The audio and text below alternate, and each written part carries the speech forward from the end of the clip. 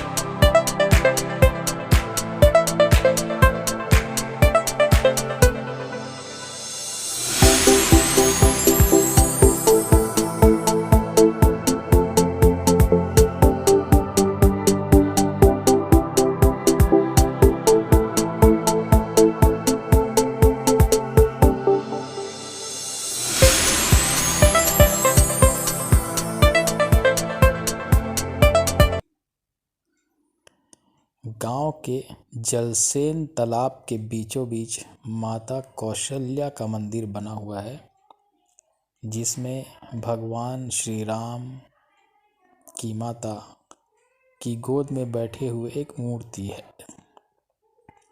महिलाओं को इस मंदिर में प्रवेश की इजाज़त नहीं थी।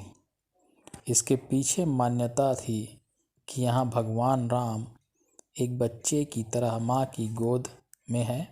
ऐसे में अन्य महिलाएं यहाँ आकर भगवान श्री राम को नज़र लगा देंगी, परंतु समय बीतने के साथ ही इसमें महिलाओं को प्रवेश की इजाज़त भी मिल गई। मंदिर तक पहुँचने के लिए हमें तालाब के बीचों बीच बने रास्ते से होकर जाना पड़ता है। हाल ही में इसे काफ़ी खूबसूरत बना दिया गया है। बताया जाता है कि यह मंदिर 8वीं शताब्दी में सोमवंशी राजाओं के द्वारा बनवाया गया था।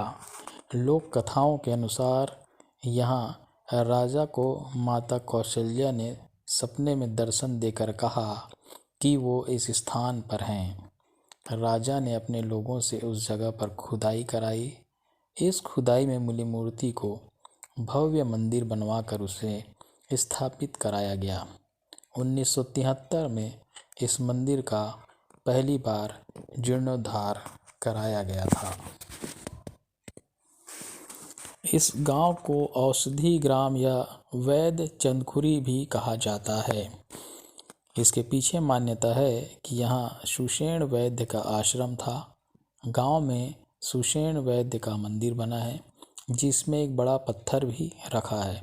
ऐसा माना जाता है कि सुषेण वैद्य इसी पत्थर पर बैठा करते थे।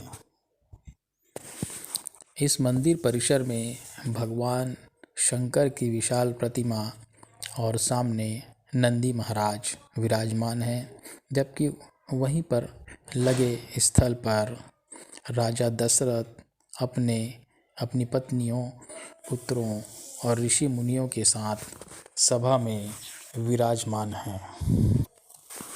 छत्तीसगढ़ सरकार राम वनगमन पथ परिपथ का निर्माण कर रही है। उसमें चंद्रखुरी को भी शामिल किया गया है।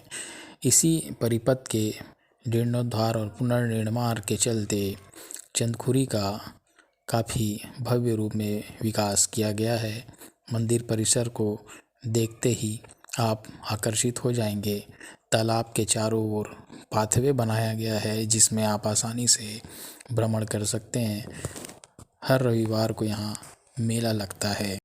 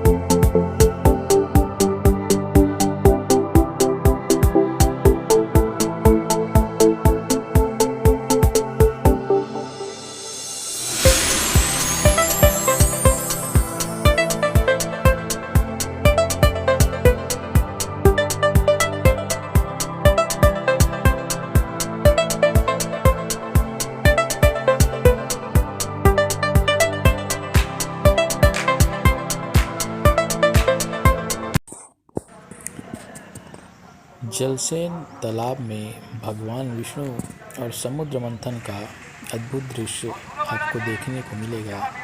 तालाब के एक ओर शेषनाग पर लेटे भगवान विष्णु माता लक्ष्मी के साथ और तालाब में दूसरी तरफ समुद्र मंथन का दृश्य दिखाई देता है।